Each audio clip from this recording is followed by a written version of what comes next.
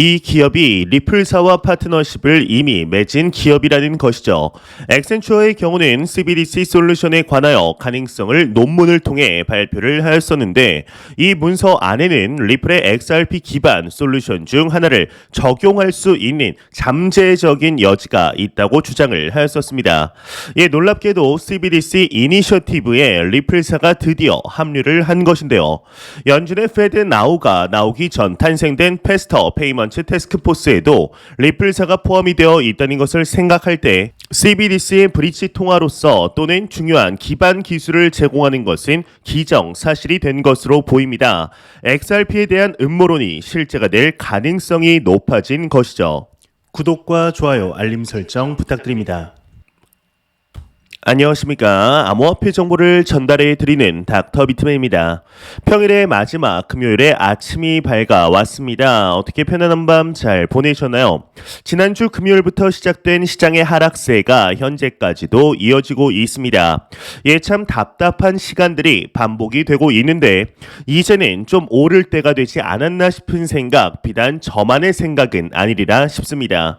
이러한 시장의 상황 속에 3대 거래소의 비트코인 롱숏 비율이 공개가 되었습니다. 일단 포지션 비율 함께 보도록 하겠습니다. 현재 일단 글로벌 1위의 바이낸스 거래소의 경우는 롱 포지션이 50.10%, 숏 포지션이 49.90%를 나타내고 있습니다. 2위의 비트겟 거래소의 경우는 롱 포지션이 50.51%, 숏 포지션이 49.49%를 나타내고 있으며 3위의 FTX 거래소의 경우는 롱 포지션이 50.54%, 숏 포지션이 49.46%를 나타내고 있네요. 전반적으로 보았을 때 롱 포지션이 다소 우위를 점하고 있으나 거의 차이가 없는 것을 확인할 수가 있는데 이번 9월 자산시장 입장에서 많은 이벤트들이 기다리고 있는 만큼 투자자들이 신중을 가하고 있다는 것을 확인할 수가 있겠습니다. 현재 물가 상승에 대한 위협이 낮을 기미가 보이지 않는 상황 속에 이번 연도는 가히 인플레이션과의 전쟁이라고 봐도 무방할 정도로 참 힘든 시간들이 반복이 되고 있죠. 이러한 문제에 가장 치명적인 타격을 입힌 것은 러시아와 우크라이나의 전쟁이라고 볼 수 있겠는데요. 애초에 2주면 끝날 것이라고 말한 러시아의 이야기와는 달리 장기전 양상을 띠며 공급망 쇼크로 인한 문제들이 끊임없이 파급되고 있는 중이죠. 특히나 최근 러시아의 경우는 천연가스를 무기화하여서 주변국들에게 위협을 주고 있는 상황인데 지난 4월 1일 러시아는 이러한 말을 하게 됩니다. 만약 너네들이 러시아의 법정 화폐인 루블화로 결제를 하지 않는다면 천연가스의 공급을 중단하겠다라는 협박을 하게 되는데요. 이는 미국을 중심으로 한 서방 국가들이 결제 공급망에서 러시아를 뺨으로써 하락한 루블화의 가치를 지키기 위한 러시아의 묘수였죠. 이러한 공격이 먹혀 들어간 것인지 국제에너지기구 IEA의 사무총장의 경우는 러시아가 유럽의 천연가스 공급을 완전히 중단할 수도 있다라고 경고를 하였으며 실제로 러시아가 유럽의 천연가스 가스관을 걸어 잠금으로써 4개월 만에 유럽에서는 천연가스 가격이 최고가를 달성하게 됩니다. 얼마 전 러시아의 경우는 독일에도 천연가스 수송관을 잠궈버렸는데 오늘 새로운 소식이 나왔습니다.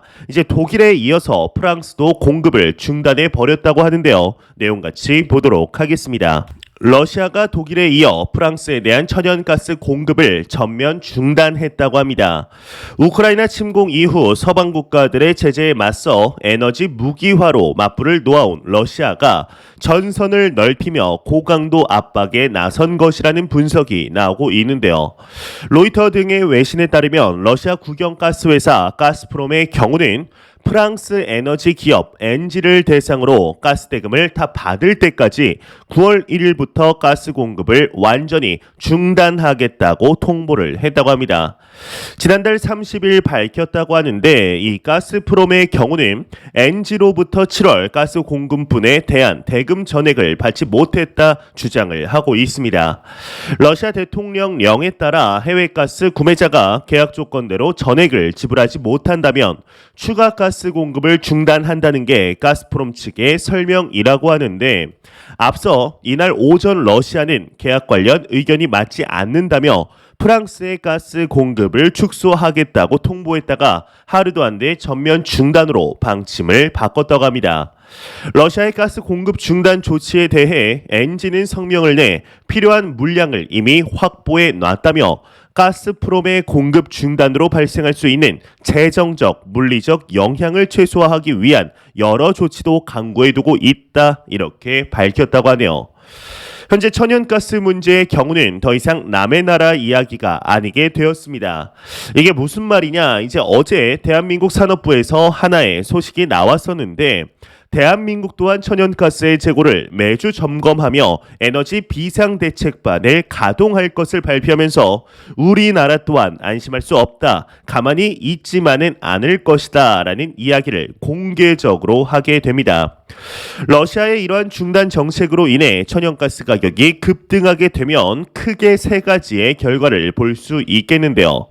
일단 첫 번째로는 유라시아 국가들이 사용하는 전력의 대부분이 석탄이나 천연가스로 생산이 되게 됩니다. 이 말인즉슨 전력에 대한 가격 또한 급등을 하게 되며 천연가스와 전력의 상승의 경우는 거의 모든 부분에서 소비자들, 국민들이 물건을 사는 데 있어서 직접적인 물가 상승을 체감시키게 됩니다. 또한 공급망이 단절되어서 글로벌적인 인플레이션이 더욱 심화될 수도 있죠. 또한 원유 가격의 경우는 오히려 천연가스의 가격 상승에 수혜를 받을 수도 있지만 근본적인 인플레이션은 더욱 심화되리라는 데에는 의심의 여지가 없는 상황입니다. 현재 러시아의 원자재, 무기화에 얼마 전 제롬 파월의 이제 잭슨홀 미팅으로 인해서 이번 달 9월 20일 FOMC의 금리 인상 발표가 상당히 중요하게 되었는데요. 이전 9월 13일 발표될 소비자 물가 지수 또한 절대로 무시할 수 없게 되었습니다. 참 하루라도 빨리 이제 마음 편히 투자할 수 있는 시간이 좀 왔으면 좋겠는데 이번 달 결과가 잘 발표되어서 조금이라도 안심할 수 있는 장이 되기를 진심으로 바래 보도록 하겠습니다.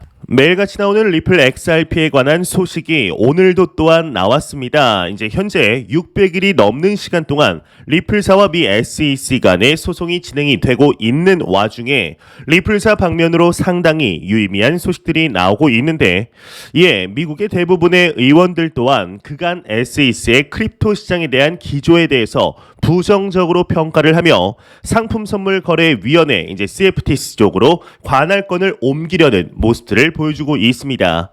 이러한 영향일까요? SEC의 위원장 게리 겐슬러가 참 바쁜 것 같은데 다가오는 9월 7일 한 서밋에 참가하여 암호화폐 이슈에 대해서 담론을 펼칠 예정이라고 합니다. 자세한 내용 함께 보도록 하겠습니다. SEC 위원장 9월 7일 전 상무부 장관과 암호화폐 이슈 등 담론 진행 예정이다 헤드라인이 장식이 되어 있습니다.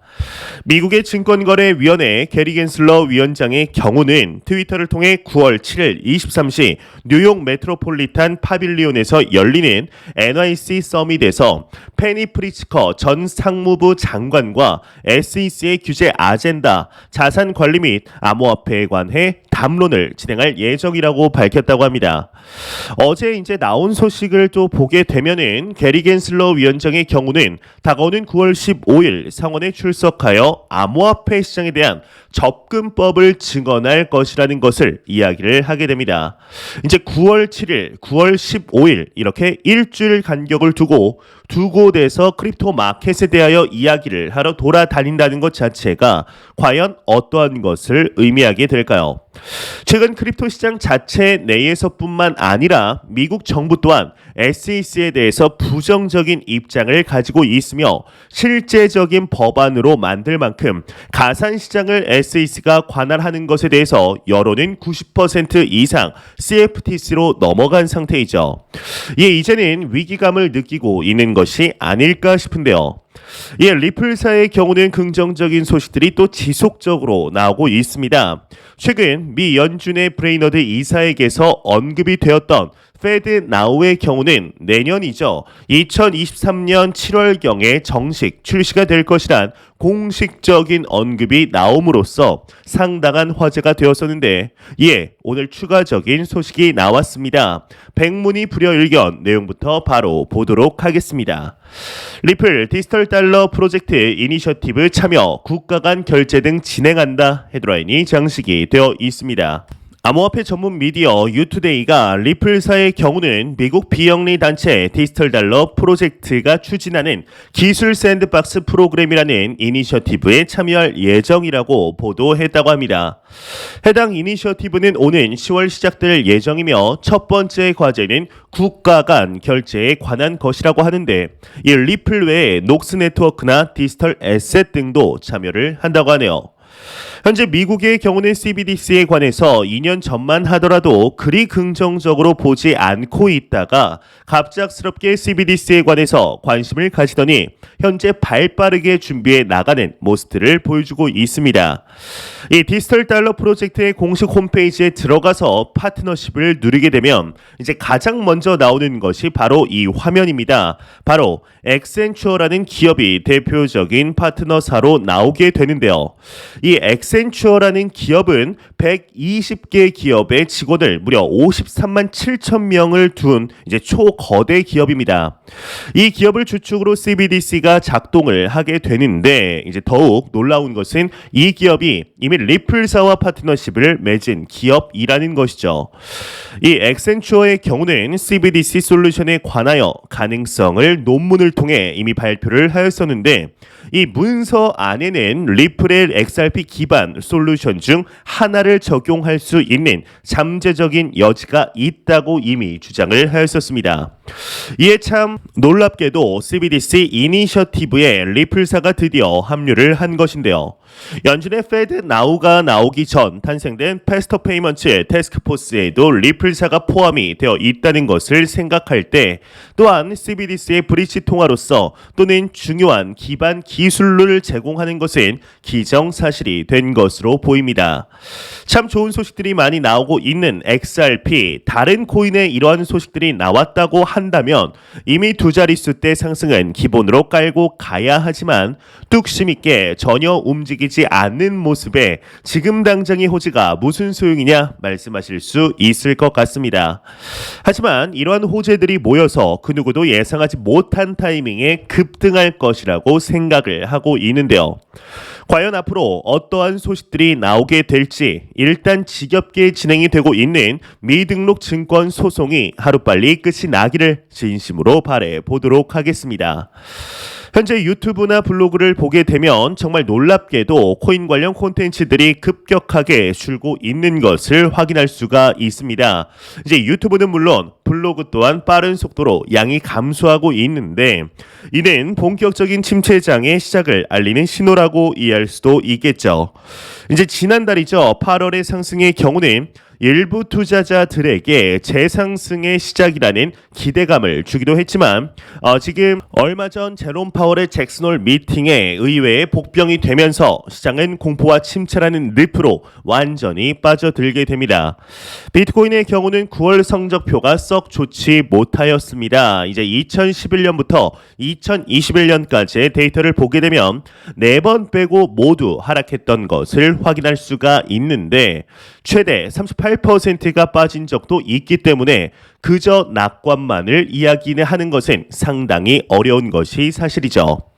현재 이제 특히나 2021년의 하락은 상당히 인상이 깊었었는데 그때 당시에는 엄청난 호재들이 흘러들어 나오게 되었습니다. 특히나 엘살바도르의 비트코인 버파 채택 소식과 더불어서 월마트의 라이트코인 결제와 같은 소식들이 나왔었죠. 하지만 결국 작년 9월은 엄청난 하락세로 마무리가 되었으며 10월 페이스북의 메타버스 발표와 함께 본격적으로 메타버스 관련 코인들이 상승으로 돌아서게 됩니다.